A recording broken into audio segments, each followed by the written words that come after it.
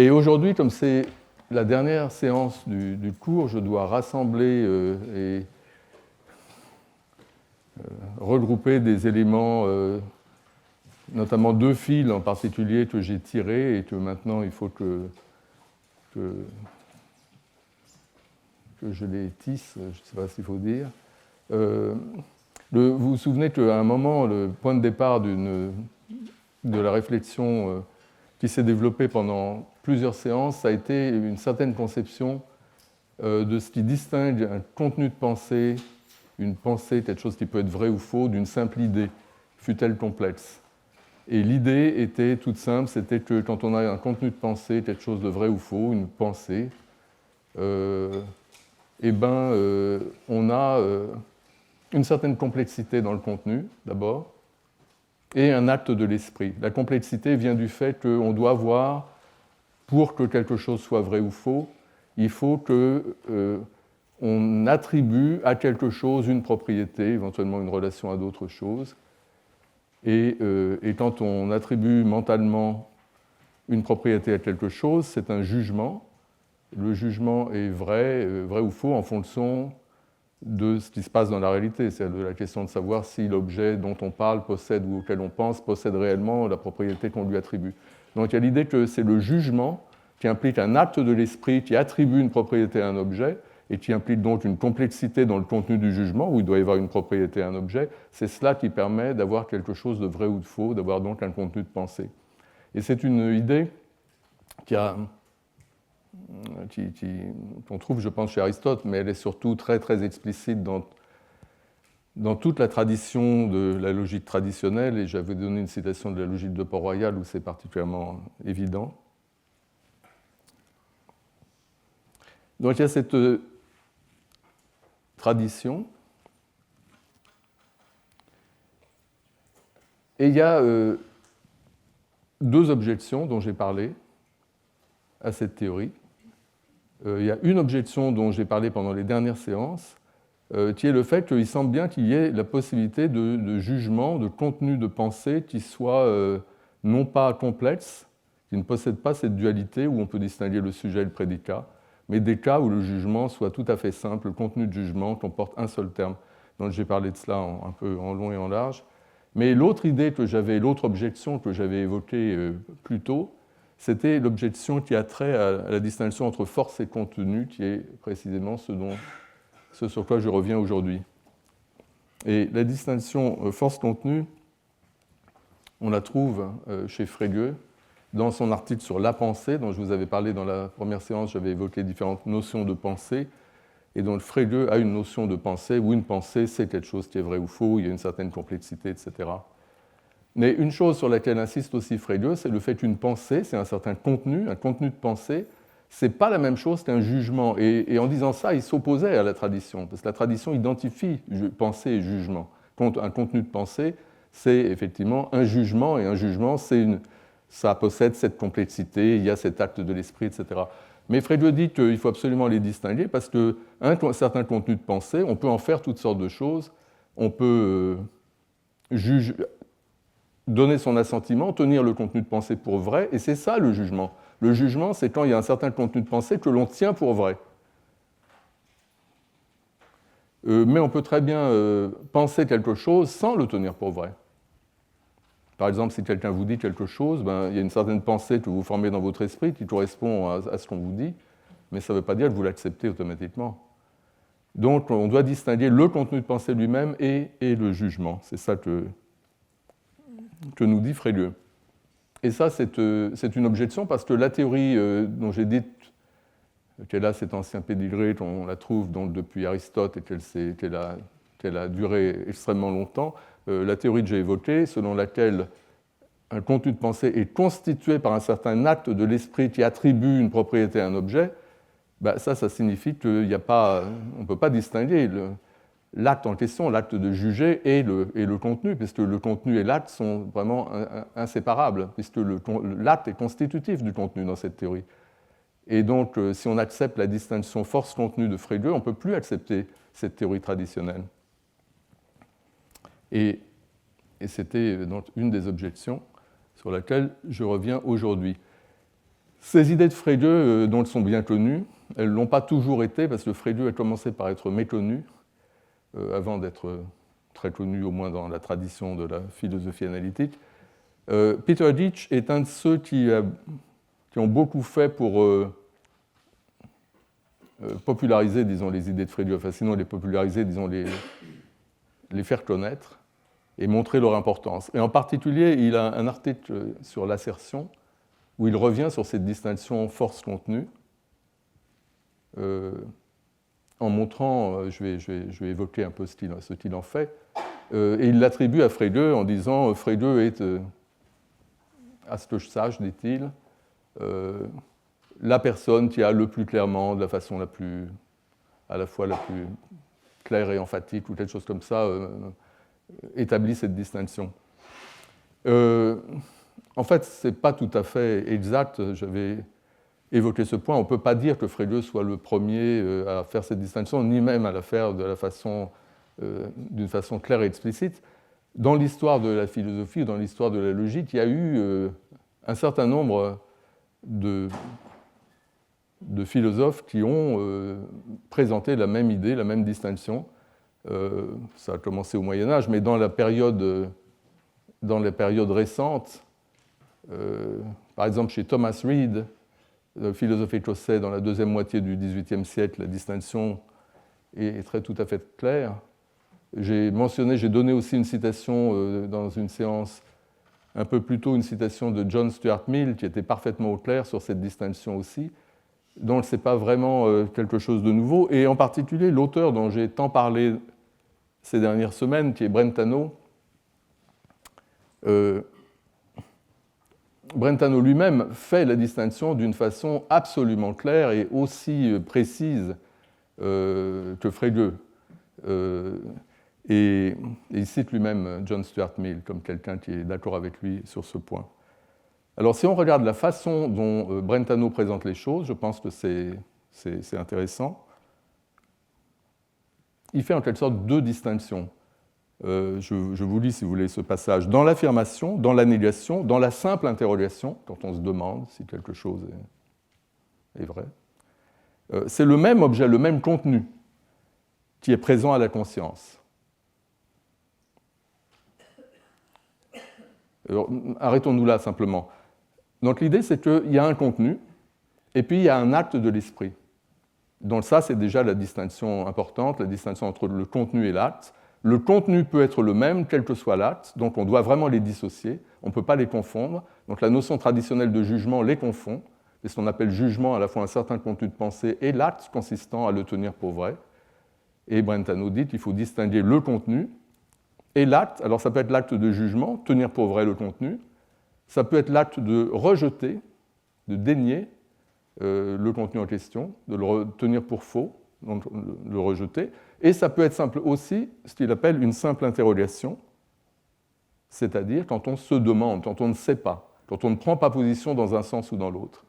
Donc ça, il y a des distinctions entre le contenu et l'acte, et il y a une deuxième distinction qui est implicite dans ce que je viens de dire, qui est la distinction entre deux types d'actes, les actes qui engagent le sujet dans un sens ou dans un autre, le jugement, où le sujet dit oui, c'est vrai, la dénégation, où le sujet dit non, c'est pas vrai, je ne sais pas comment il faut appeler ça, cet acte-là, qui est le contraire du jugement. Et puis, donc ces actes-là engagent le sujet dans un sens ou dans l'autre, et il y a des actes qui sont neutres, où le sujet s'interroge, se demande, et il ne prend pas position. Mais ça aussi, c'est un acte de l'esprit.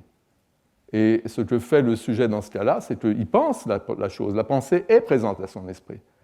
Mais il ne dit pas oui, il ne dit pas non, il s'interroge. Et donc ces actes-là, évidemment, sont importants. Donc on a ces deux distinctions, la distinction entre l'acte et le contenu, et puis la distinction entre différents types d'actes, ceux qui engagent et ceux qui sont neutres. Et la distinction, ce qu'on appelle la distinction force-contenu, c'est en fait quelque chose d'un peu hybride.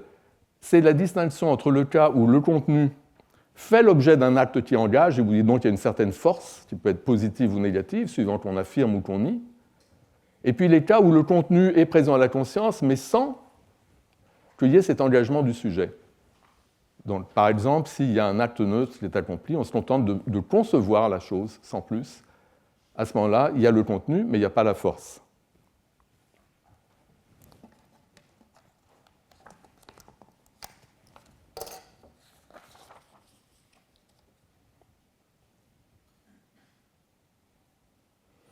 Alors, pour revenir à la citation de Brentano, parce que j'ai lu que le début, il dit dans le troisième cas, c'est-à-dire dans le cas où le sujet s'interroge sans prendre position, où il conçoit simplement, mais sans, encore une fois, affirmer ni nier, il dit dans ce cas-là, il y a simple représentation. Et il dit dans les deux premiers cas, c'est-à-dire quand le sujet s'engage, positivement ou négativement, il y a à la fois représentation, on se représente la chose, on conçoit, il y a la pensée, et en plus, il y a acceptation ou rejet. Et donc ça, c'est une troisième idée importante, c'est l'idée que quand on a un acte qui engage, et bien en fait, ces actes qui engagent ont une certaine complexité, puisqu'ils impliquent la conception, la représentation, et quelque chose en plus qui est l'assentiment ou le rejet. Alors que quand on s'interroge simplement, il y a seulement la représentation. Et pour ça, Brentano parle de simple représentation quand il n'y a que la représentation et que c'est neutre. Et dans les cas où il y a engagement du sujet, il y a une représentation, mais elle n'est pas neutre puisque s'y ajoute l'assentiment ou le rejet. Brentano traduit ça en disant quelque part, il y a toujours représentation. On ne peut pas juger quelque chose, affirmer, sans se représenter.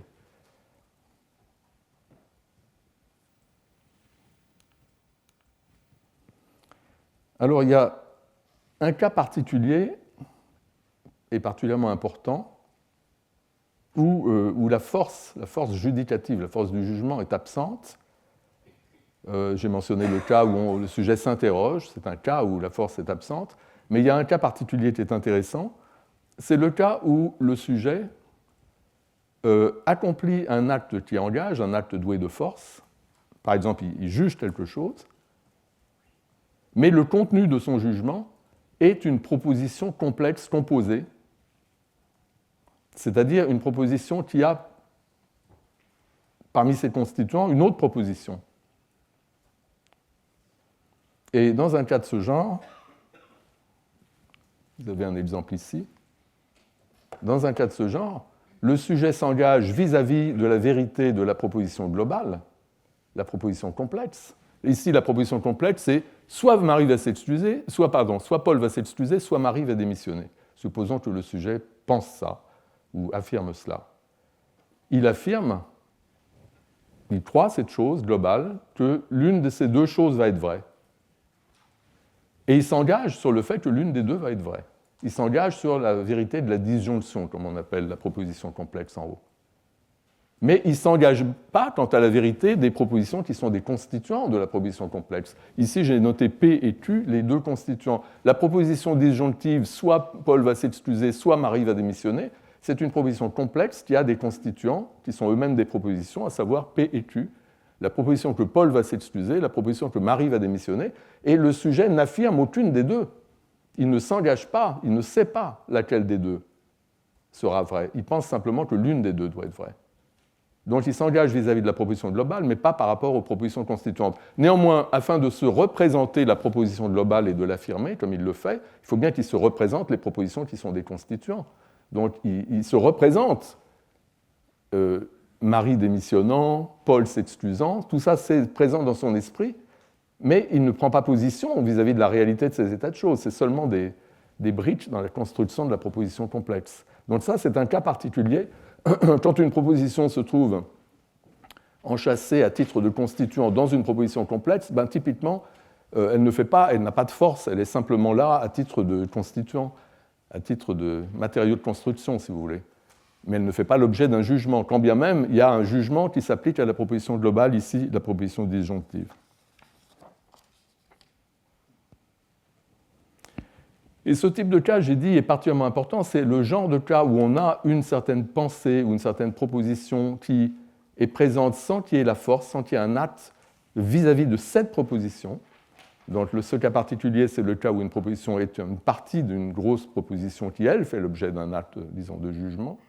Ce type de cas est particulièrement important et joue un rôle particulier dans l'argumentation de Peter Dietsch, dont je vous parlais tout à l'heure, celui qui a donné, disons, de l'élan aux théories de Frege, qui étaient à l'époque pas si connues que ça. En particulier, Ditch nous montre que l'importance de la distinction entre la force et le contenu, entre un contenu de pensée et le fait que ce contenu soit asserté, fasse l'objet d'un jugement. Il donne l'exemple d'une règle d'inférence donc, bien connue qui permet, si vous acceptez une proposition conditionnelle comme « s'il fait beau, les parcs sont pleins », supposez que vous acceptiez ça. Si vous acceptez ça, si vous jugez que c'est vrai, ça ne veut pas dire que vous jugez que les parcs sont pleins ou que vous jugez qu'il fait beau, vous ne savez pas. Mais vous savez qu'il y a une corrélation entre ces deux choses. Donc s'il fait beau, les parcs sont pleins, ça vous le savez. Mais vous ne vous engagez pas quant au reste. Donc supposez que vous acceptiez cette proposition, et supposez que vous acceptez en plus la proposition « il fait beau ». C'est une deuxième prémisse séparée, vous l'acceptez aussi. Ce que nous dit la règle de modus ponens, c'est que si on accepte ces deux choses, alors on doit accepter aussi la proposition que les parcs sont pleins. On doit pouvoir détacher le conséquent, comme on dit.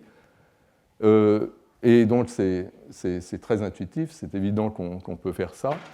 Et alors, ce que dit Ditch, c'est que, évidemment, ceci n'est possible que si la proposition, il y a une certaine proposition qui est ici la proposition P, qui figure deux fois dans le raisonnement. La proposition P, c'est la proposition qu'il fait beau. Elle figure deux fois dans ce raisonnement. Elle est un constituant de la première prémisse, qui est une proposition conditionnelle complexe. Donc, dans cette proposition conditionnelle, l'antécédent, il fait beau, c'est la proposition P. Et on retrouve la proposition P dans la deuxième prémisse, quand on affirme de façon indépendante et séparée, il fait beau. Donc, la même proposition intervient deux fois, et il faut que ce soit la même proposition pour que ce raisonnement soit valide. C'est très important que ce soit la même proposition. Ça doit être la même proposition P qui intervient dans la première prémisse et dans la deuxième pour qu'on puisse effectivement tirer la conclusion. Et ce que nous dit Ditch, c'est que c'est très important du point de vue logique que la même proposition ici P puisse intervenir une fois comme constituant dans une proposition globale, enchâssée, sans être affirmée indépendamment, et que cette proposition puisse aussi figurer comme chose que l'on affirme. Et ça doit être la même proposition dans les deux cas. Et ça nous montre, dit-il, qu'un même contenu de pensée peut tantôt être affirmé, tantôt ne pas l'être, et c'est toujours le même contenu de pensée. Qu'on l'affirme ou qu'on ne l'affirme pas, c'est le même contenu de pensée. L'acte de l'esprit, vis-à-vis du contenu, ne change pas le contenu. Le contenu, il est ce qu'il est, tout à fait indépendamment de l'acte.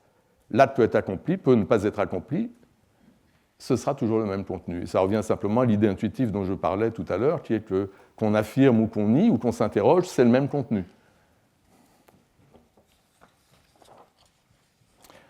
Mais ces exemples avec une pensée qui est un constituant d'une pensée plus complexe servent à Ditch dans la construction d'une machine de guerre.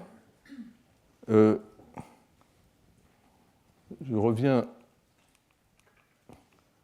à ça, voilà. Oui, on dit, c'est écrit en tout petit, donc on ne lit pas très bien. Mais ce qu'il dit, c'est que cette distinction entre force et contenu, il dit ça va de soi, pourquoi c'est évident. Il dit oui, c'est peut-être évident, mais ça vaut quand même la peine de le dire, parce que cette simple distinction permet de réfuter les théories en philosophie du langage qui sont actuellement les plus dominantes au moment où il écrit. Et effectivement, au moment où il écrivait, il y avait un courant de pensée en philosophie du langage dont Ditch pensait que simplement en invoquant la distinction force-contenu, on pouvait se débarrasser en la réfutant, simplement à l'aide d'un argument qu'on appelle l'argument de Frege-Ditch. Et cet argument, la cible de cet argument, la théorie philosophique que Ditch veut mettre à bas avec cet argument, c'est les théories philosophiques sur le langage qui étaient développées notamment, là j'ai deux leaders de ce mouvement sont Wittgenstein d'un côté, à Cambridge, et Austin à Oxford. Ce sont les approches pragmatiques du sens. Et ces approches pragmatiques du sens visent à rejeter l'approche, disons, qui était développée par des gens justement comme Frege et comme toute cette tradition de la philosophie analytique, tradition dans laquelle que revendique Ditch lui-même, c'est une tradition où on lie ensemble l'idée de sens et l'idée de vérité, ou l'idée de représentation. On considère que le sens d'une expression linguistique, mais on pourrait dire peut-être la même chose pour le contenu d'une représentation mentale, en tout cas là il s'agit de langage, le sens d'une représentation linguistique, pour cette tradition-là, c'est quelque chose que l'expression représente. Vous avez un mot, qu'est-ce que ça signifie? Ça signifie, ça renvoie à quelque chose dans la réalité, un type d'objet, une propriété, quelque chose.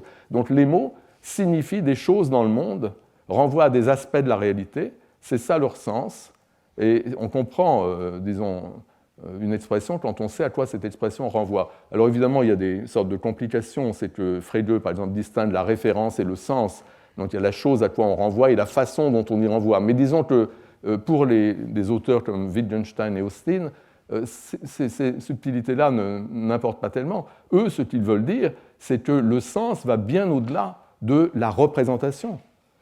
Il y a le sens, souvent, c'est quand quelque chose fait sens pour nous. Et prenez quelque chose de tout simple, une expression comme merci. Je vous dis merci. Le mot merci ne représente rien du tout. On ne peut pas dire quel est l'aspect de la réalité à quoi ça renvoie. Ce n'est pas comme le mot chaise. Le mot merci sert à accomplir un acte. Il sert à accomplir un acte social, à remercier. On remercie en disant merci. Et donc ici, le sens, c'est simplement ce qu'on fait avec ce mot-là. Et ce n'est pas du tout la même chose que la représentation. Et Austin appelle illusion descriptive l'idée que toujours le sens d'un mot, c'est quelque chose que ce mot décrit ou représente, à quoi ce mot renvoie. Il dit que ce n'est pas du tout ça, il y a beaucoup de mots qui ont une valeur simplement pragmatique et on peut même envisager la possibilité de généraliser ça en disant que le sens, c'est toujours quelque chose de pragmatique de ce genre, même le cas où il y a représentation. Mais je passe sur cette généralisation. Ce qui compte simplement, c'est que pour beaucoup d'expressions, c'est ce que faisaient notamment les élèves d'Austin. Très souvent, ils essayaient de montrer que pour un certain type d'expression, où les gens se cassaient la tête en se demandant qu'est-ce que ça veut dire, à quoi ça renvoie, etc., en fait, ce qu'il faut, c'est comprendre à quoi ça sert, ce qu'on fait quand on emploie ce mot. Donc ça, c'était ce que... Prenez simplement un exemple vraiment tout simple, parce que ça m'introduit à ce dont je vais parler dans un instant. Si je vous dis que je vais prendre un bon bain, bon, qu'est-ce que ça veut dire bon? Est-ce que c'est une propriété du bain? Alors peut-être. On peut peut-être trouver qu'un bon bain, c'est un bain, il faut entre tant de degrés, ou je ne sais pas quoi. Mais enfin, il est clair que, et ça ce serait la position développée par ces philosophes-là, que quand on dit un bon bain, bon exprime notre attitude vis-à-vis du bain. Ce n'est pas une propriété du bain, il n'y a pas de propriété objective du bain que l'on essaie de signifier. On exprime une certaine attitude positive vis-à-vis du bain, on a très envie de ce bain, c'est quelque chose comme ça qu'on dit. Ou peut-être c'est un bain tel que la personne dans le bain va y prendre beaucoup de plaisir, quelque chose comme ça. Mais c'est toujours une attitude vis-à-vis de la chose, ce n'est pas une propriété objective de la chose. En tout cas, il y avait donc cette tendance très importante, très développée, et en particulier très importante aussi dans la réflexion éthique, quand les gens se demandent ce que ça veut dire bien et mal, quel genre de propriété c'est qu'on attribue quand on dit que quelque chose est bien ou quelque chose est mal. Donc ça, c'est un problème pour un autre secteur de la philosophie, ce n'est pas la philosophie du langage, mais ça touche aux questions, disons, de signification quand même. Et ces courants dont je vous parle là, évidemment, ce qu'ils vous disent, c'est que quand vous dites de quelque chose que c'est mal, ce n'est pas qu'il y a une propriété objective dans le monde que vous attribuez à la chose.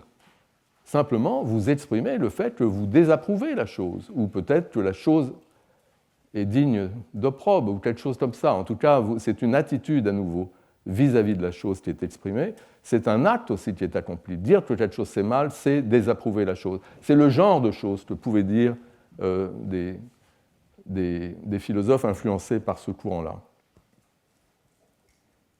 Donc, l'argument maintenant de Frege-Ditch contre ce qu'on appelle l'argument de Frege-Ditch, contre ce genre de théorie, consiste à faire remarquer que tous ces énoncés qu'on analyse en termes d'actes, par exemple, vous avez l'énoncé « être galant, c'est mal ». Quelqu'un vous dit « être galant, c'est mal ». Il ne faut pas être galant. Bon, eh bien, selon ces théories, en disant que c'est mal, on exprime la désapprobation vis-à-vis de cette activité qu'est la galanterie, de cette attitude qu'est la galanterie. On exprime de la désapprobation. C'est ça qu'on fait quand on dit c'est mal. On désapprouve. Et ce que nous dit l'argument, ce que nous dit Ditch, en fait, mais c'est ce qu'on appelle l'argument de Frege-Ditch, parce qu'il invoque la distinction frégéenne de la force et du contenu pour faire cet argument. Ce que nous dit Ditch, c'est que si vraiment c'était ça le sens de mal, si à chaque fois qu'on utilise mal, qu'on dit que telle chose est mal, on désapprouvait, on exprimait sa désapprobation, alors ça devrait fonctionner aussi quand les mêmes mots se trouvent enchâssés à l'intérieur d'une proposition complexe, puisque c'est ça le sens de ces mots. Toutes les occurrences du mot devraient véhiculer le même sens, puisque on suppose que les mots ont un sens qui est quelque chose d'invariant, et dans tous les contextes, ils véhiculent ce sens. Donc si le sens du mot « mal », c'est que quand vous dites de quelque chose que c'est mal, vous désapprouvez la chose, ou vous exprimez votre désapprobation, ben ça devrait être le cas encore quand vous enchâssez cela dans une phrase complexe. Or, regardez ce qui se passe. Si j'ai un énoncé conditionnel, je dis « si être galant, c'est mal », ben alors il faut arrêter de tenir la porte aux dames ou de porter leur valise. Donc ça, c'est la personne tire une conséquence d'une sorte d'hypothèse, de quelque chose de posé à titre hypothétique. Mais la personne qui dit ça n'est pas en train d'exprimer sa désapprobation vis-à-vis de la galanterie. Peut-être que la personne qui dit ça est en faveur de la galanterie. Peut-être que cette personne est en train d'argumenter pour la galanterie. Mais la personne prend simplement cette proposition « être galant, c'est mal » et montre que ça a certaines conséquences. Si on accepte ça, alors il faut arrêter de faire certaines choses. Ce que je dis simplement, c'est que simplement accepter la proposition complète « si être galant, c'est mal », alors il faut arrêter de tenir la porte aux dames ou de porter leur valise. On peut très bien accepter cette proposition complexe, la tenir pour vraie, sans, pour autant, désapprouver la galanterie. Quelqu'un de pro-galanterie peut très bien dire ça. Il peut dire, si être galant c'est mal, alors il faut arrêter de tenir la porte aux dames ou de porter leurs valises. Or, c'est très important de porter les valises des dames. Donc, c'est pas vrai que être galant c'est mal. Il pourrait dire ça, et ce serait cohérent. Et ce que ça montre, c'est que l'occurrence, ici en rouge, de la proposition être galant c'est mal, à l'intérieur de cette proposition complète, cette occurrence-là ne véhicule pas la désapprobation. Mais si la désapprobation était partie intégrante du contenu de ces mots, alors il devrait y avoir de la désapprobation ici, et il n'y en a pas. Et donc, c'est comme ça que, et en fait, ce que pense Ditch, c'est que tous les arguments donnés par les philosophes du langage ordinaire en faveur d'une analyse pragmatique de la signification de certains mots se heurtent à chaque fois à cette objection qu'il n'y a qu'à prendre les mêmes mots, les enchâsser dans une proposition complexe, une proposition conditionnelle, et on s'aperçoit que la valeur pragmatique s'évapore. Ce que ça veut dire, c'est que la valeur pragmatique, la force désapprobatrice, par exemple, est présente seulement quand les mots apparaissent en isolation. À ce moment-là, il y a un acte du sujet. Mais cet acte du sujet, il disparaît quand la phrase est enchâssée. Donc ça montre que l'acte du sujet et le contenu des mots, ce n'est pas la même chose, il faut les distinguer. Et c'est une réfutation de la théorie en question.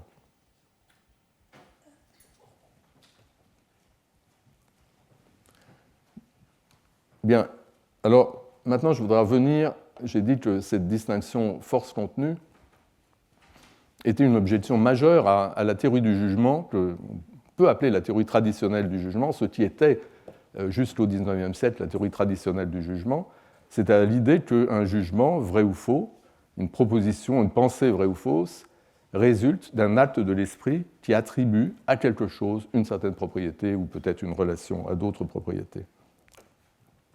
C'est certain que cette théorie, j'aurais mieux fait de vous donner la citation de Port-Royal qui est beaucoup plus, un peu moins ambiguë que celle d'Aristote que j'ai mise là. En tout cas, cette théorie suppose que le contenu et la force sont intrinsèquement liés, qu'on ne peut pas vraiment les séparer puisque c'est l'acte de l'esprit qui affirme, qui juge, qui attribue la propriété à l'objet. C'est ça qui permet d'avoir quelque chose de vrai ou faux, qui permet d'avoir une évaluation comme correcte ou incorrecte de l'acte, justement. L'acte de l'esprit qui dit ceci a telle propriété, cet acte-là peut être évalué comme correct ou incorrect en fonction du fait que l'objet possède ou pas la propriété. Donc il y a la dimension de la vérité ou de la fausseté, mais c'est seulement parce qu'il y a eu cet engagement du sujet vis-à-vis de quelque chose.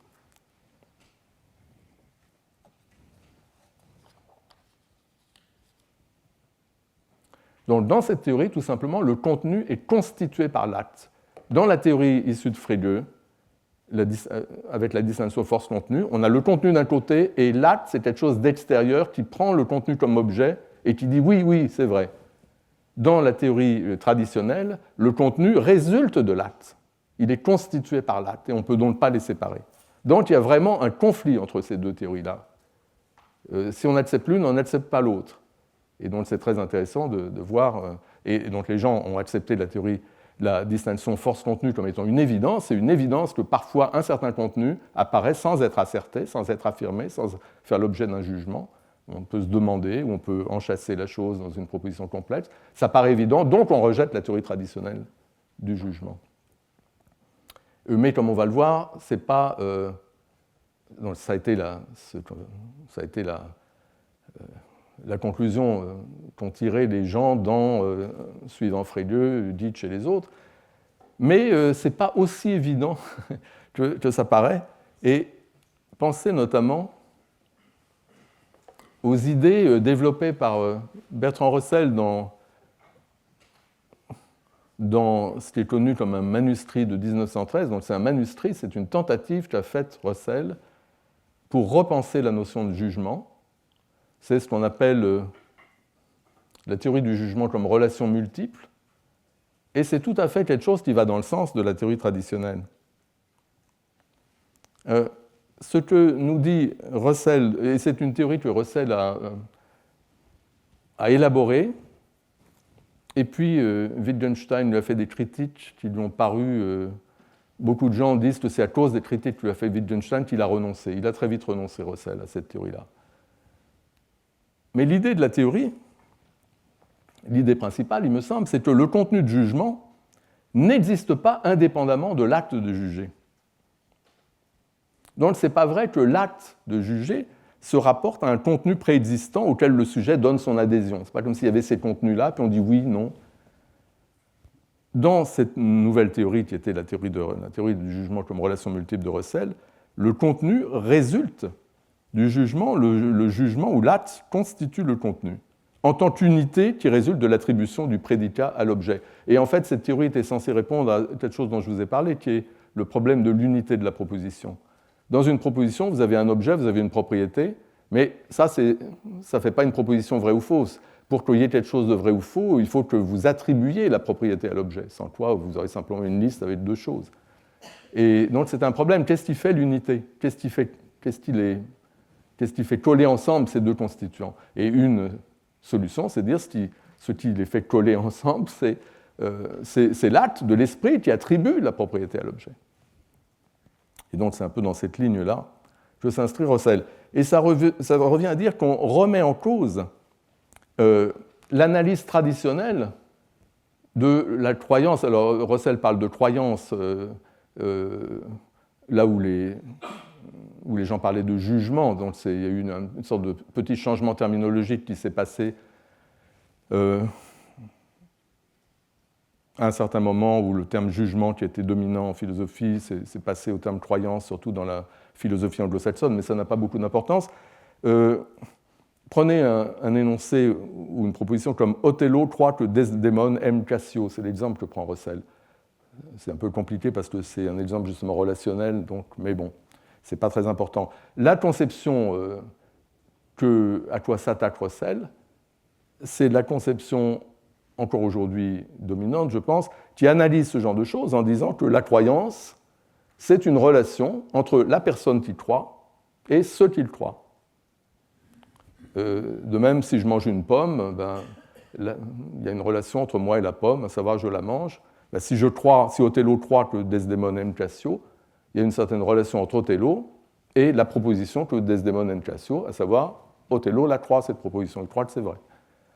Donc ça, c'est l'analyse traditionnelle où la croyance est une relation dyadique, comme j'ai dit dans une séance précédente. C'est une relation à deux termes, le sujet qui croit, A, ici, et la proposition qui est le contenu de la croyance, B. Et donc on a cette relation R, où j'ai mis le petit chiffre pour indiquer que c'est une relation qui prend deux arguments, et c'est comme ça qu'on analyse la croyance. Et donc ça suppose évidemment qu'on a ces choses que sont les propositions, les contenus de croyance, que ça existe.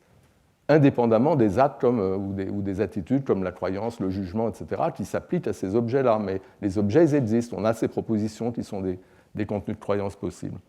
Et ce que dit Russell, c'est qu'il faut abandonner cette idée-là, parce que ça ne nous mène nulle part, vu qu'on ne sait pas très bien ce que sont ces propositions qui sont supposées exister.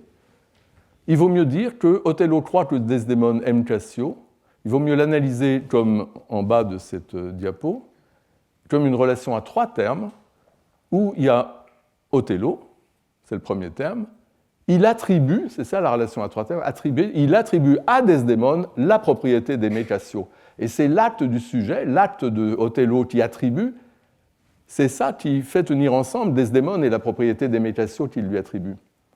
Donc c'est cette attribution par Othello de la propriété à tel individu, c'est ça qui crée en quelque sorte la proposition que Desdémone aime Cassio contenue de la croyance d'Othello. Mais cette proposition ne préexiste pas à cet acte. Donc j'ai dit que cette réanalyse du jugement ou de la croyance qui met au centre l'acte du sujet et qui ne se donne pas comme quelque chose existant de façon indépendante des propositions qui seraient des contenus de pensée tout faits, en quelque sorte. Les contenus de pensée, dans cette théorie, résultent d'un acte de l'esprit, l'acte qui consiste à attribuer une propriété à un objet. Donc c'est tout à fait comme la théorie traditionnelle. Alors cette théorie, Russell, je disais, l'a évoquée, il l'a développée, il a eu des objections, et pour des raisons, peut-être à cause de ces objections, peut-être pour d'autres raisons, il l'a abandonnée. Mais la théorie, pas cette théorie-là, mais une théorie tout à fait semblable en un certain sens, est revenue au goût du jour tout récemment à travers les travaux de deux philosophes du langage, donc Scott Soames et Peter Harms, qui ont développé des idées qui sont, à mon avis, tout à fait comparables. Donc, selon ces philosophes, qui reviennent sur ce problème de l'unité de la proposition, dont ils pensent qu'il n'est pas résolu, selon ces philosophes, au lieu de considérer la notion de proposition ou de contenu de pensée possédant la propriété d'être vrai ou faux comme quelque chose de plus ou moins primitif et d'analyser les actes ou les états mentaux comme le jugement, la croyance, comme des relations à ces choses, supposées exister et être plus ou moins primitives, faire partie du monde en quelque sorte, ben, eux disent qu'il faut abandonner ça, et à la place, il faut partir des actes mentaux, des états mentaux, des choses qui existent effectivement dans le monde, les croyances des personnes, les jugements, etc. C'est de ça qu'il faut partir. Et la notion de proposition, on peut la dériver de cela par abstraction. Une proposition n'est rien d'autre que... Ben, en fait, eux, ils veulent une théorie même très simple, ils veulent identifier une proposition et le type d'acte. Par exemple, la proposition que Desdémone aime Cassio, pour eux, c'est le type d'acte mental consistant à attribuer à Desdémone la propriété d'aimer Cassio. Alors peut-être que c'est un peu exagéré d'identifier la proposition au type d'acte, mais peut-être qu'on peut dire que la proposition n'est autre que le produit de ce type d'acte. Si quelqu'un pense ou dit que Desdémone aime Cassio, alors, par cette attribution à Desdémone de la propriété d'aimer Cassio, eh bien, il a produit, en quelque sorte, par son acte, ce contenu, cette proposition qui résulte de l'acte. Et une proposition n'est rien d'autre que le produit d'un tel acte. C'est ça, en gros, ce qu'ils veulent dire.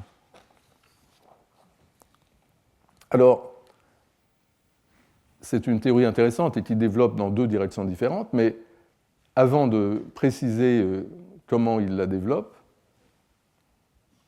je voudrais tout de suite répondre à une objection évidente que posent ces théories.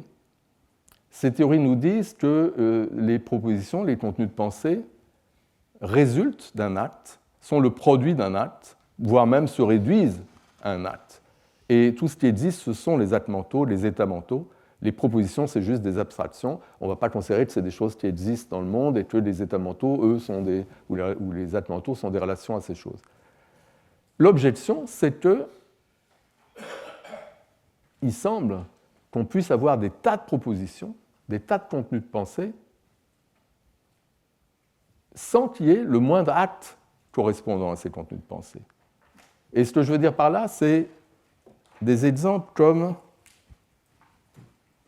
des propositions auxquelles personne n'a jamais pensé. Donc j'ai cherché une proposition à laquelle personne n'a jamais pensé. Et cette proposition, elle existe quand même. Et je peux en dire toutes sortes de choses. Alors, j'ai pensé à cette proposition. La proposition que la petite fille de Nabuchodonosor mange des souris roses à son petit déjeuner. On a toutes les raisons du monde de penser que personne n'a jamais dit ça, n'a jamais pensé ça, n'a jamais nié ça, ne s'est jamais interrogé pour savoir si c'était vrai. Donc, on a cet objet, cette proposition. Il semble que son existence soit tout à fait indépendante de celle d'actes mentaux qui la prennent pour objet. Et ça va dans le sens de la conception qui nous dit que le jugement, la croyance, c'est une attitude ou un acte qui, vis-à-vis d'une proposition qui est une sorte d'objet abstrait qui existe de façon indépendante et que peut-être c'est quelque chose de primitif. Cette illustration, sans doute, vous étonne parce qu'on ne voit pas les souris, mais c'est une illustration qui a été engendrée par un outil d'intelligence artificielle. C'est une autre illustration des limitations peut-être de l'intelligence artificielle. On voit pas mal de roses, mais pas les souris. On voit un petit déjeuner, et la petite fille est charmante. Donc, problème, pourquoi on a cette proposition? Pardon, la souris est peut-être derrière? Non, c'est ça qu'on... Non. Je disais, il serait intéressant de savoir quelle est la vraie proposition logique qui est derrière l'image. Oui, ben ça, j'ai aucune idée.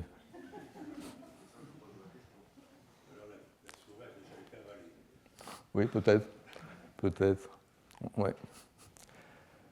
En tout cas, donc je ne sais pas ce qu'il faut exactement répondre à cette objection.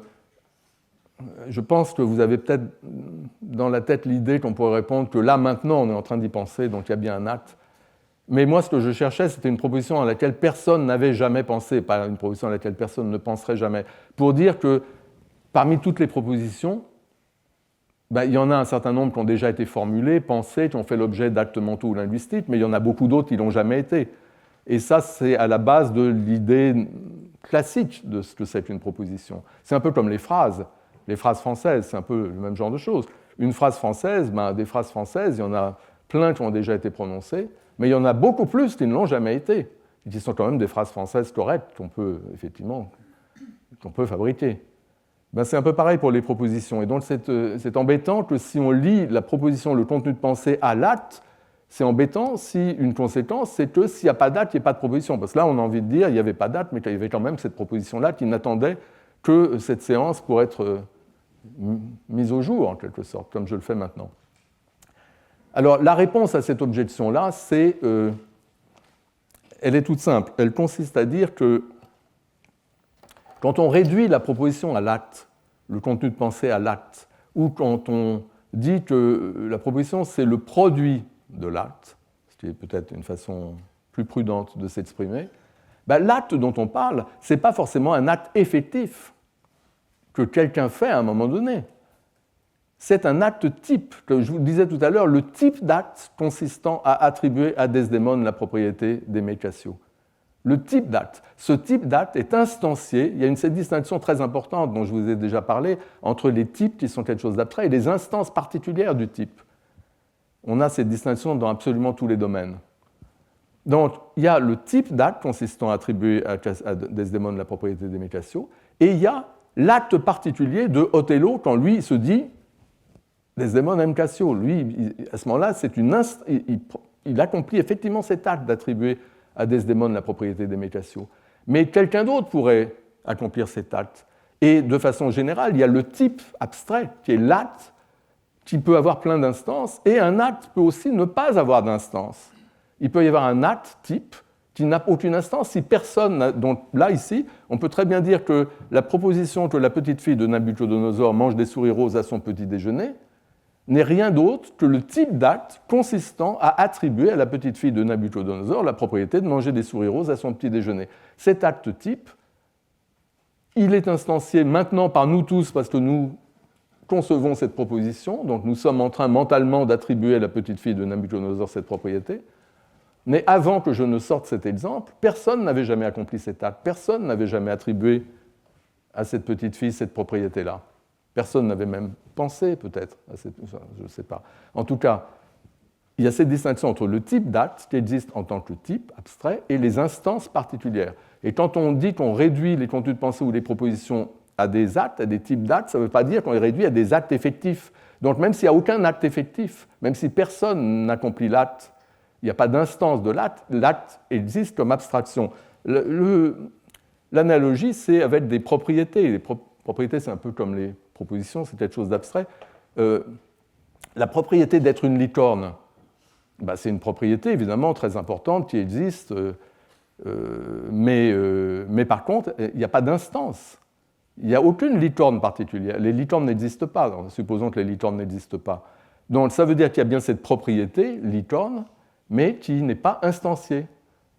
Mais et de la même façon, un acte type, comme celui auquel ces théoriciens essaient de réduire les propositions, cet acte type-là n'est pas forcément instancié. C'est-à-dire qu'il se peut que personne ne l'accomplisse jamais, cet acte, mais le contenu, lui, n'est rien d'autre que le produit de cet acte. Donc ça paraît effectivement une réponse qui permet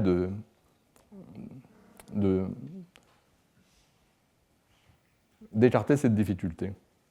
Mais on a quand même l'objection de Friedrich. On peut dire, certes, qu'on parle des actes types et ils ne sont pas forcément instanciés.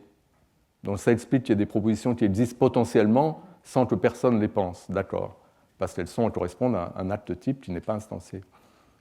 Mais ce que nous dit Ditch au début de son article, c'est qu'une même proposition peut advenir dans le discours, tantôt affirmée, assertée, et tantôt non assertée, où une pensée peut être faire l'objet d'un jugement ou ne pas faire l'objet d'un jugement. Mais là, on ne parle pas de simple potentialité. On dit que dans la pensée effective, il y a certaines propositions qui sont l'objet d'un jugement, des choses que je crois, et il y a des propositions qui ne font pas l'objet d'un jugement. Si on revenait sur l'exemple enchâssé, pas enchâssé, il y a des propositions dans les... Oui, enfin, je ne vais peut-être pas revenir à la slide précédente.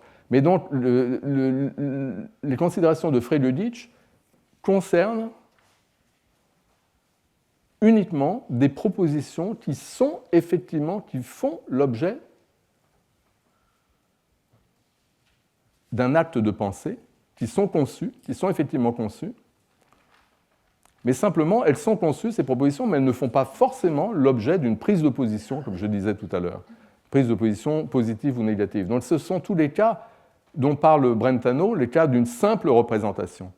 Les cas où une pensée fait l'objet d'une simple représentation, et bien dans ces cas-là, la pensée, elle est instanciée en quelque sorte.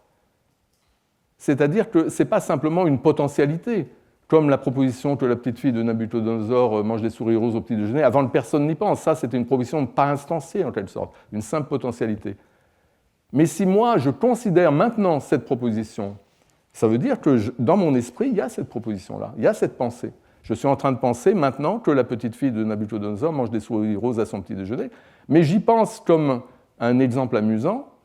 Je ne suis pas en train de juger que c'est vrai ou de juger que c'est faux. Donc c'est un cas où on a une occurrence de cette pensée, une occurrence de cette proposition. Ce n'est pas simplement quelque chose, une proposition type, quelque chose d'abstrait.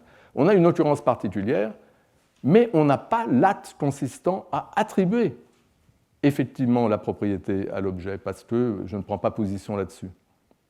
Donc l'argument de Friedrich, encore une fois, concerne uniquement des propositions ou des pensées effectivement instanciées, des occurrences particulières, et fait remarquer que parmi les occurrences d'une pensée donnée, il y en a certaines qui font l'objet d'un jugement, mais d'autres qui ne le font pas. Et donc c'est un problème pour les théories comme celle des auteurs dont je parlais, qui disent que les contenus de pensée résultent de l'acte d'un sujet qui s'engage, parce qu'il ne semble pas qu'il y ait un tel engagement dans le cas où une pensée apparaît sans faire l'objet d'un jugement, justement. Et donc la question se pose, cette théorie-là est simplement un avatar, la théorie de Soames, Hans, est un avatar de cette théorie traditionnelle qu'il, en quelque sorte, redécouvre. Et la théorie traditionnelle se heurte de front à cette objection, l'argument de Friedrich, fondé sur la distinction force-contenu.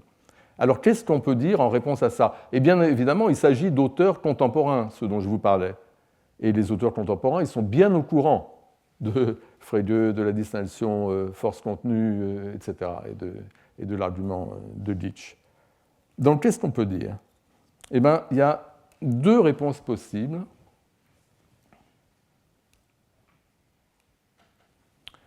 La première, c'est celle de Soames. Et en fait, ce qu'il fait, Soames, c'est simplement qu'il accepte l'argument de Friedrich. Il dit oui, c'est vrai, il y a cette différence entre la force et le contenu. Donc, ce n'est pas possible. On ne doit pas introduire la force dans le contenu. On n'a pas le droit. On ne peut pas dire donc qu'il n'y aurait pas le contenu s'il n'y avait pas l'engagement du sujet. On ne peut pas dire ça. Alors, mais Soames, pour autant, ne renonce pas à sa théorie qui réduit les propositions à un type d'acte de l'esprit.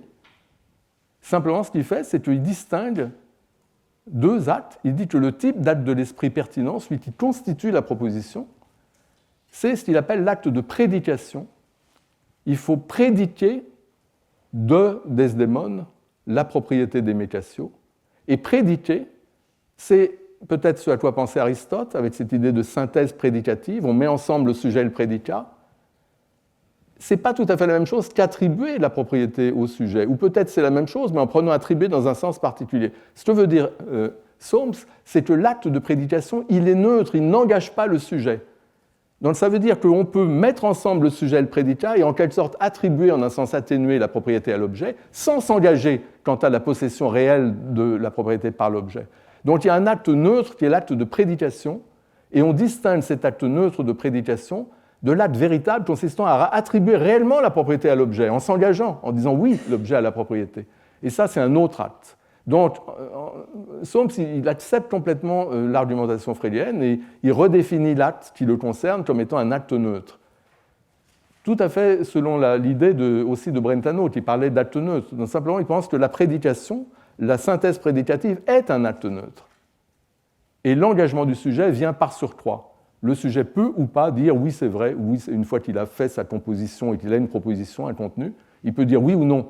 Mais ce n'est pas le fait d'assembler ensemble le sujet et le prédicat qui comporte un élément d'engagement positif ou négatif. Donc c'est ça que dit Soames. Et le problème avec cette théorie, c'est qu'on a à nouveau quelque chose de primitif qu'on met sur la table et qui est à prendre ou à laisser. Ce n'est plus la notion de proposition. Maintenant, c'est la notion de prédication comme chose neutre. Il y a cette idée qu'attribuer une propriété à un objet au sens atténué, au sens neutre, c'est autre chose que juger que l'objet a la propriété. Et alors, qu'est-ce que c'est? On a envie de demander. Et la réponse est, c'est quelque chose de primitif dans la théorie. On ne voit pas trop ce que c'est. On n'a pas besoin de dire ce que c'est, parce qu'après tout, on a droit d'avoir des éléments primitifs dans une théorie. Par exemple, la notion de propriété. Je vous dis, là, on attribue la propriété à un objet. Qu'est-ce qu'une propriété? On n'a pas défini ça. Hein. C'est quelque chose qu'on prend comme quelque chose de plus ou moins primitif. Donc, ça, c'est la position telle que je la comprends. Et la difficulté, enfin, ce n'est pas une difficulté, mais disons que l'analyse s'arrête un peu vite, disons. Cette idée de réduire les contenus de pensée à des types d'actes, c'était intéressant, parce qu'il y avait justement cette idée qu'on allait prendre vraiment ce qui existe, les actes mentaux, des choses comme ça, que c'était notre base et qu'on allait analyser tout en fonction de ça. Et là, manifestement, non, ce n'est pas tout à fait ce qu'on fait, puisqu'on cède avec des notions qui sont... disons, pas immédiatement transparentes. En tout cas, je mentionne cela, peut-être c'est la bonne chose à faire. Peut-être que la position de Soames, c'est la position parfaitement équilibrée qu'il faut tenir. Mais en tout cas, ce qui est intéressant, c'est que l'autre théoricien, Peter Hartz, lui, il va jusqu'au bout. Il défend, enfin, il donne l'impression, parce que dans les choses plus récentes, il me semble que c'est pas aussi radical que ça l'était au début, mais il donne l'impression d'aller jusqu'au bout. Lui, il dit, oui, non, l'acte en question, l'acte qui est constitutif du contenu, l'acte qui fait qu'il y a une proposition, c'est effectivement l'acte d'attribuer la propriété à l'objet, et ça, c'est un acte qui engage le sujet. Si ce n'était pas un acte qui engageait le sujet, on n'aurait jamais un contenu vrai ou faux. Vrai ou faux, c'est des choses normatives. Ça veut dire qu'on juge l'acte correct ou incorrect selon la façon dont les choses se passent effectivement. Et si le sujet ne s'engageait pas dans un sens ou dans l'autre, ça n'aurait aucun sens d'évaluer comme correct ou incorrect le produit de cet acte-là. Donc lui, il pense que l'acte, c'est bien l'acte du sujet qui s'engage. Et donc lui rencontre de plein fouet l'objection de Frey-Ludic. C'est que si vraiment il n'y a pas de proposition comme occurrence effective, comme instance, sans qu'il y ait un acte de l'esprit qui attribue effectivement la propriété à l'objet, alors comment ça se fait que dans 1 million de cas, on puisse prendre en considération une proposition, l'imaginer, la concevoir, sans s'engager? Comment est-ce possible? Il ne devrait pas y avoir de contenu dans ce cas, puisqu'il n'y a pas eu l'engagement du sujet. Alors donc, se pose ce problème de Frey-Ludic, et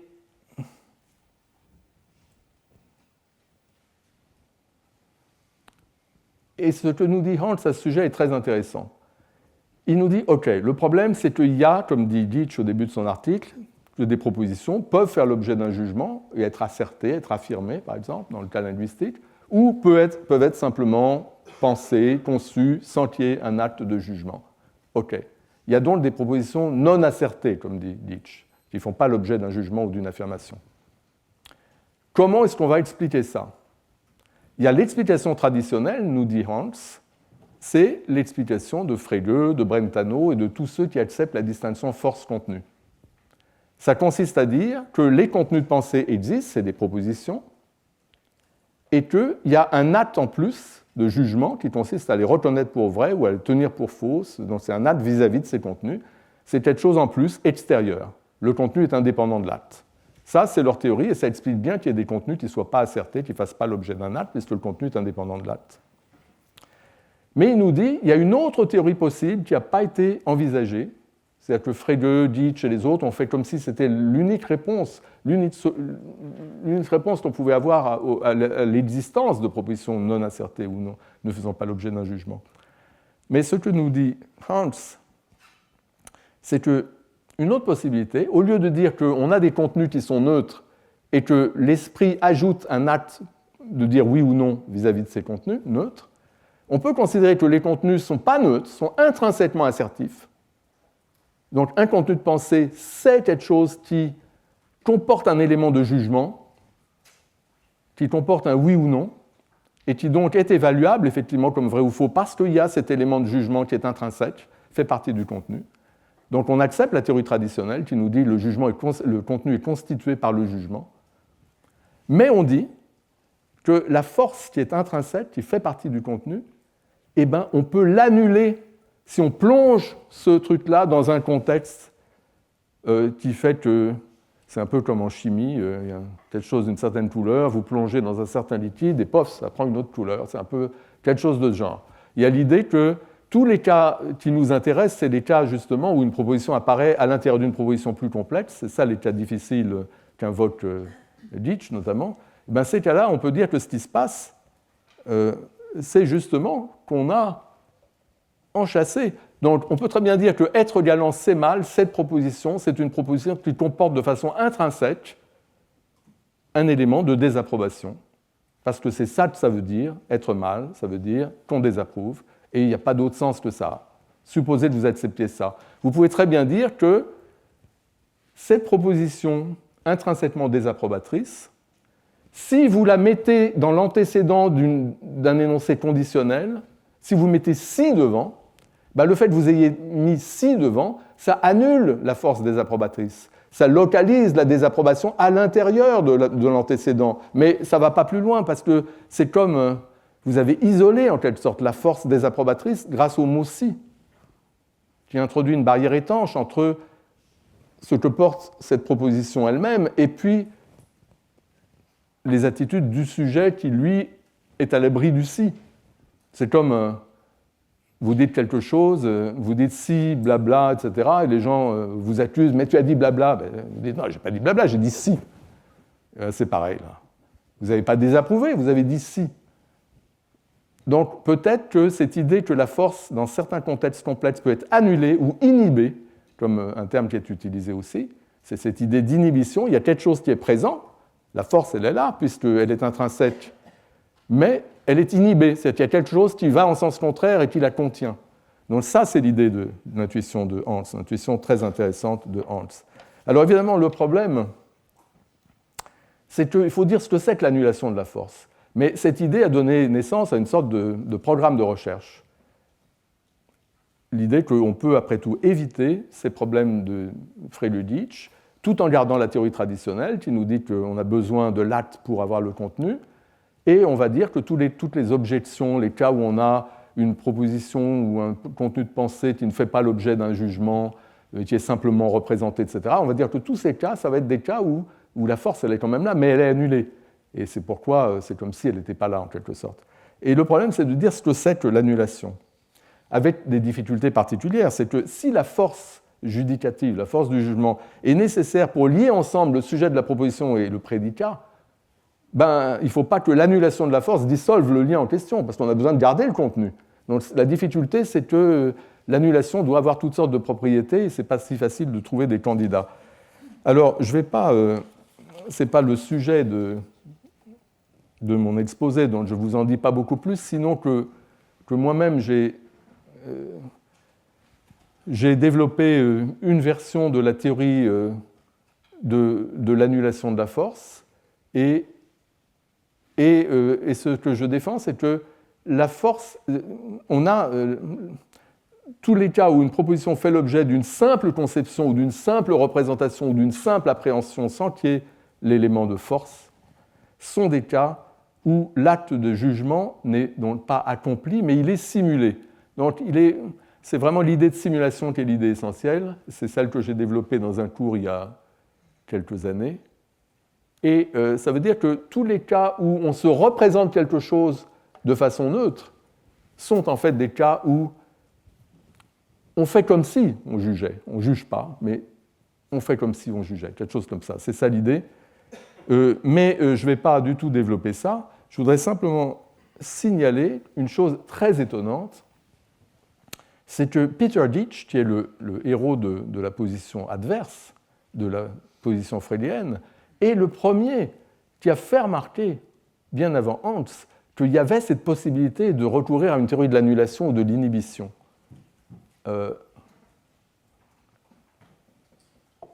Dans Mental Acts, il dit « tout ce qu'on peut juger, de façon donc positive, on peut aussi le concevoir sans en faire l'objet d'un jugement. Donc on peut simplement avoir une simple représentation. » Et il dit « la structure interne d'une assumption, il veut dire le contenu, dans ces cas-là où on a une simple représentation, le contenu de la simple représentation, est le même que celle du jugement. Donc que vous jugiez ou que vous considériez la chose simplement à titre d'hypothèse, c'est le même contenu. » Et là, il appelle une proposition non assertée, il dit une assumption, la structure interne d'une assumption, comme McTaggart appelle les pensées dépourvues de force assertorique, est la même que celle du jugement.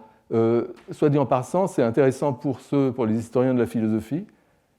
Il emploie là le terme assumption, il l'attribue à McTaggart. C'est intéressant parce que, en fait, le terme assumption, c'est le terme de Meinong. Meinong a fait toute une théorie, tout un livre sur ces choses, ces propositions non assertées, ces pensées simplement, ces simples représentations. Pour lui, ou ces actes neutres dont on parlait suite à Brentano. Et McTaggart, lecteur de Meinong, donc, a repris le terme dans son livre « La nature de l'existence ». Mais Ditch, apparemment, ne semble pas au courant de ce qui est étonnant de la source chez Meinong. Il aurait pu, parce que Bertrand Russell a fait toute une série d'articles sur la théorie des complexes et des assumptions de Meinong, dont Ditch devait connaître. Et je vous signale que dans ce numéro de la revue Philosophie, il y a une traduction d'un des articles de Russell là-dessus, avec une présentation par le traducteur, qui nous donne un peu l'historique de ces discussions et de la réception des idées de Meinong dans le public anglophone. En tout cas, je reviens. Ça, c'était une parenthèse. Donc, il nous dit que la structure interne, quand on a une simple représentation au lieu d'avoir un jugement, positif ou négatif, quand on a une représentation neutre, il dit que le contenu est le même que le contenu quand on a jugement. Donc, c'est une façon d'affirmer la distinction force-contenu. Et il dit, en ce qui concerne la relation entre assumption, c'est-à-dire le cas où c'est une simple représentation sans force, et jugement, le cas où il y a la force, En ce qui concerne la relation entre les deux, il dit, c'est incroyable, il dit qu'en fait, il semble indiquer qu'il préfère la théorie que je viens d'évoquer à la théorie traditionnelle. Il dit « Je tends à être d'accord avec Spinoza », je vais revenir sur le fait qu'il mentionne Spinoza ici, « une pensée est par nature assertive et n'est empêchée de l'être que par une relation spéciale avec d'autres pensées présentes dans le contexte où elle apparaît. » Et empêchée de l'être, en anglais, c'est inhibée. Il dit « Elle est inhibée ». Donc la pensée a une force assertive intrinsèque, mais dans un certain contexte, avec d'autres pensées autour, la force est inhibée et ne peut pas s'exprimer, en quelque sorte. C'est ça qu'il dit. Et il attribue l'idée à Spinoza. Alors, effectivement, dans l'éthique, Spinoza dit qu'une idée, au sens cartésien d'idée, au sens que j'avais développé dans la première séance, par exemple, une représentation de ça que vous avez au tableau, eh bien, il pense qu'une idée pose l'existence de ce dont elle est la représentation et est donc en ce sens intrinsèquement assertive. Et là, vous avez une citation. « Une idée, en tant qu'elle est idée, enveloppe une affirmation ou une négation. » Donc ça s'oppose complètement à une vision qui est d'ailleurs partagée. J'ai parlé des théoriciens du jugement selon lesquels le jugement implique un acte de l'esprit et est constitué par un acte de l'esprit. Mais ces gens-là pensent que pour les idées, c'est différent. Ils pensent que les idées sont neutres. Les simples idées, ils pensent que c'est neutre. Ça ne devient... Il y a un acte de l'esprit seulement quand il y a le jugement, quand on attribue des propriétés. Mais ce que nous dit Spinoza, c'est que toute idée, en tant qu'idée, quand vous représentez quelque chose, vous le représentez comme réel. Vous vous engagez de façon aussi brève que ce soit, le temps que votre idée apparaît dans votre esprit, vous posez la réalité de la chose.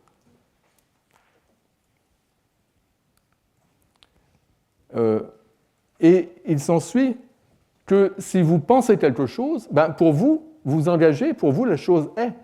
Pour vous la chose est vraie. Et ce qui peut vous conduire à rejeter comme fausse ou à vous abstenir, disons, une idée, c'est simplement d'autres idées qu'il y aurait autour.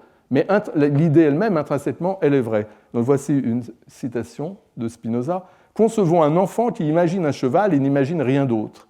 Puisque cette imagination enveloppe l'existence du cheval, c'est ce qu'il dit, et que l'enfant ne perçoit rien qui exclut l'existence du cheval, il considérera nécessairement le cheval comme présent et ne pourra douter de son existence. » Donc l'idée, simplement, en tant qu'idée, pose l'existence de ce dont elle est l'idée, et ça entraîne une adhésion de l'esprit.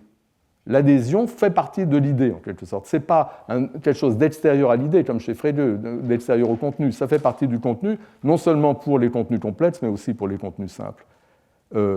Autre citation dans le même sens. « Si l'âme, en dehors du cheval ailé, ne percevait rien d'autre, elle le considérait comme lui étant présent et n'aurait aucun motif de douter de son existence et aucune faculté de ne pas assentir, de ne pas donner son accord, disons.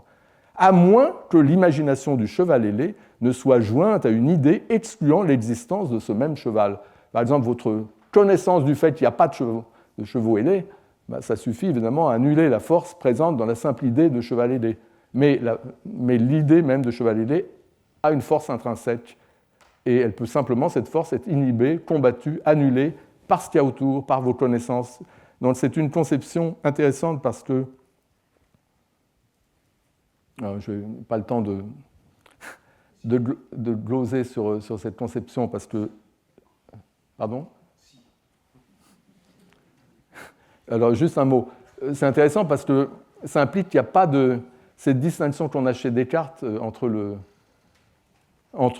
l'entendement et la volonté, où il y aurait une faculté qui conçoit les choses et une faculté qui donne son assentiment, qui dit oui, non, etc. Tout ça, il y a un seul niveau, mais j'en dirai un mot dans la suite quand même de ça. Donc Guéroult résume tout ça en disant, pour Spinoza, l'idée comporte nécessairement l'affirmation spontanée de ce qu'elle conçoit. Et alors, j'ai parlé du cours que j'ai donné il y a 2 ou 3 ans.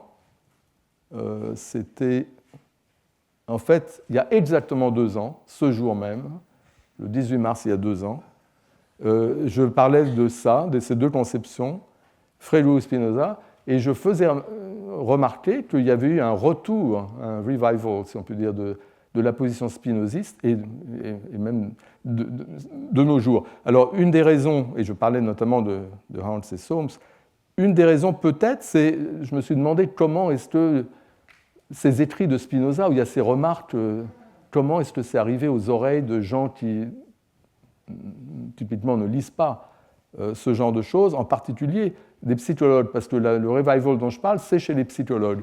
Je pense qu'une des sources, c'est peut-être le fait que William James, apparemment, lui qui était un lettré, il en parle. Il dit que, selon une certaine conception, donc c'est celle de Spinoza, toutes les propositions sont crues, font l'objet de croyances, par le fait même qu'on les conçoit, à moins qu'elles n'entrent en conflit avec d'autres propositions qu'on croit au même moment. Donc c'est l'idée que si vous avez un truc qui vous passe par la tête, vous le croyez forcément, parce que c'est intrinsèquement quelque chose qui possède une force. Et ce qui vous fait que vous ne le croyez pas, c'est simplement qu'il y a tout ce qui est contraire à cette proposition que vous croyez autour. Et à ce moment-là, tous ces trucs-là annulent la force de votre proposition. Donc c'est une idée intéressante, et James a considéré que ça méritait d'être discuté. En tout cas, le revival dont je parle, c'est notamment autour des travaux de Daniel Gilbert et d'autres, dont des psychologues expérimentaux. Là, le titre d'un des articles que vous voyez, c'est un parmi deux articles ici parmi beaucoup. Le titre est intéressant, il dit « Vous ne pouvez pas ne pas croire tout ce que vous lisez ». Donc l'idée, c'est que dès que vous lisez quelque chose, aussi absurde et ridicule que ce soit, vous le croyez, et ce qui se passe simplement, c'est que votre croyance est très très vite annulée par tout ce que vous savez qui va contre. Mais vous ne pouvez pas vous empêcher de croire tout ce qu'on vous dit, c'est ça l'idée, et il essaie de le montrer expérimentalement. Et comme je disais, ce que fait Gilbert, c'est qu'il oppose deux modèles de la fixation des croyances, qu'il appelle le modèle cartésien et le modèle spinoziste. Donc, selon le modèle cartésien, la conception vient en premier, donc ça relève de l'entendement. Ça permet au sujet d'accéder au contenu de pensée, de se le représenter. Et l'acceptation du contenu, le fait de dire oui ou non, c'est une deuxième opération, c'est le jugement qui relève d'une autre faculté qui est la volonté. Donc ça, c'est le modèle cartésien en deux étapes. C'est ça que veut réfuter Gilbert en montrant que ce n'est pas vrai, que dès la première seconde de conception, il pense qu'il y a déjà l'assentiment de l'esprit et que l'assentiment peut seulement être annulé dans une deuxième étape. Et donc il accepte lui l'autre modèle, le modèle spinoziste. Et selon ce modèle, il n'y a pas de conception sans acceptation. Se représenter quelque chose, c'est d'emblée se le représenter comme réel, c'est ce que je vous disais. Et donc, l'acceptation vient tout de suite, en même temps que la compréhension, il n'y a pas de différence entre les deux, mais il peut y avoir la désacceptation, comme il dit. C'est un acte de déjugement.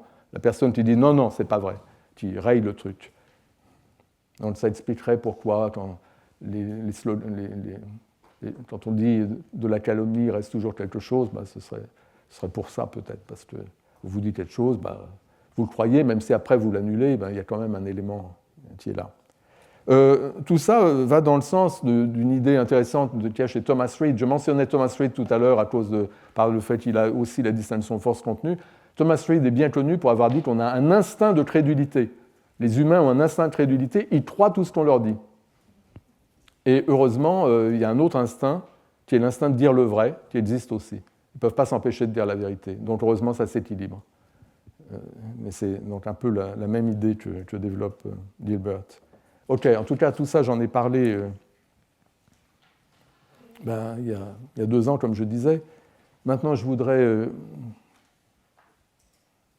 très rapidement conclure aussi l'année en disant que j'ai fait état de 2 débats. Donc, il y a un débat qui portait sur la question de savoir si le contenu de jugement devait nécessairement avoir 2 termes, sujet-prédicat, ou s'il ne pouvait pas y avoir, comme soutenait Brentano, Strawson, des contenus à un seul terme. Donc ça, c'était un premier débat. Et il y avait un autre débat autour de la distinction force-contenu et les 2 possibilités d'expliquer le fait qu'il y ait des propositions qui soient simplement conçues sans être affirmées, sans faire l'objet d'un jugement. Les 2 positions que je viens d'évoquer. Alors ces 2 débats, à mon avis, se croisent et donnent lieu à 4 positions possibles. Donc, pour la question de savoir si le jugement possède nécessairement 2 termes, je pense que, aussi bien Aristote que Frege, que tout ça, c'est normal d'accepter cette idée qu'il y a une complexité du contenu du jugement, du contenu des pensées, et la position défendue par Brentano et Strawson est plutôt ici une exception. En tout cas, il y a ces deux positions qui existent. Et pour ce qui est du deuxième débat, dans le deuxième débat sur la distinction force-contenu, là, on a Frege et Brentano qui sont dans la même catégorie, ils acceptent la distinction force-contenu. Mais il y a tous ceux qui, suivant notamment les psychologues, optent maintenant pour un modèle spinoziste, en disant que en fait, le modèle spinoziste est compatible avec la théorie plus traditionnelle du jugement qu'on avait de Aristote à la logique de Port-Royal, selon laquelle le contenu est constitué par l'acte, et théorie qui est compatible avec la position de gens comme Peter Ernst. En tout cas, on a ces différents débats, et il me semble, et c'est ça ma conclusion, parce qu'il ne reste plus beaucoup de temps, il me semble qu'on peut énumérer 4 positions possibles suivant la façon dont on combine les réponses possibles qui sont données par rapport à chacun de ces deux débats. Et donc les deux questions qui se posent, c'est est-ce que la force est constitutive du contenu ? Comme dans la théorie traditionnelle, la théorie que j'ai appelée aristotélicienne, mais dont l'illustration la plus frappante que j'ai donnée, c'était la logique de Port-Royal. Donc il y a cette première question. Et la deuxième question, c'est est-ce que le contenu du jugement doit être complexe ? Est-ce qu'il y a forcément ces deux éléments correspondant au sujet et au prédicat ? Et mon interprétation, qui est très discutable pour un certain nombre, là je mets des noms, en fait, je pourrais mettre des noms beaucoup moins connus et ce serait beaucoup plus vrai. Là j'attribue par ces noms des positions, par exemple, Spinoza, vous voyez, je fais dire à Spinoza que oui, la force est constitutive du contenu, alors là il n'y a aucun doute, c'est clairement ce qu'il dit. Mais sur la question, le contenu du jugement doit-il être complexe ? Je dis non, je le mets du côté de Brentano et Strawson, parce qu'il me semble que c'est toute idée pour lui qui est intrinsèquement assertive, même une idée, un cheval, une idée aussi simple que vous voulez. Il me semble qu'il devrait accepter cette idée qu'il n'y a pas besoin pour avoir un jugement que le contenu soit complexe. Ça peut être un contenu simple, à partir du moment où il y a l'acte de l'esprit qui pose la réalité de la chose, il y a un jugement vrai ou faux. Il me semble que ça va dans le même sens que la théorie de Brentano et Strawson, même si lui-même ne parle pas de cela explicitement, et son exemple du cheval ailé, parce qu'il ne parle pas énormément de ces choses, il donne cet exemple du cheval ailé. Le problème de l'exemple du cheval ailé, c'est que ça ressemble à une idée, ce que j'appelais une idée par opposition à une pensée. D'un autre côté, il y a une certaine complexité, parce qu'il y a quand même la propriété d'être ailé que vous attribuez au cheval, donc c'est un peu ambigu. Mais néanmoins, j'ai envie de dire que Spinoza a une position extrêmement originale, telle que je l'interprète, où à la fois il dit oui, la force est constitutive du contenu, non, le contenu de jugement ne doit pas être complexe. Alors que Brentano, on a vu que Brentano était lui très original par le fait de soutenir que le contenu du jugement ne doit pas être complexe. On peut avoir des jugements à un seul terme, comme les jugements d'existence ou des jugements comme il pleut. Mais cependant, Brentano, lui, il refuse l'idée que la force soit constitutive du contenu. Il est exactement comme Frege en pensant qu'il y a une distinction entre le contenu et la force. La force est extérieure, c'est un acte de l'esprit qui s'ajoute. Et Frege, lui, je pense que lui, il n'accepte pas les contenus de jugement simples, et évidemment, il insiste sur la distinction force-contenu. Et Aristote, je pense, accepte à la fois que la force est constitutive du contenu et que le contenu du jugement, enfin la position que j'appelle aristotélicienne, ça aussi c'est complètement discutable, c'est pour avoir un nom fameux à mettre dans cette catégorie. Il faudrait voir en fait à quoi si ça correspond. Mais en tout cas, c'est une position possible. C'est 4 positions possibles. La position traditionnelle nous disait les idées ne sont pas assertives. On se représente les choses, c'est neutre. Il n'y a acte de l'esprit positif ou négatif que dans le jugement quand on met ensemble le sujet et le prédicat. Et là, on a quelque chose de vrai ou faux. C'était la position traditionnelle. Et dans cette position traditionnelle, le jugement doit être complexe. Pour avoir quelque chose de vrai ou faux et un jugement, il faut avoir quelque chose de complexe, avoir ces deux éléments. Si on a une simple idée, on ne l'a pas.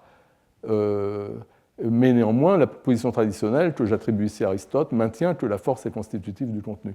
Donc vous avez réellement ces 4 positions possibles, et je pense que ça nous donne une sorte d'espace logique.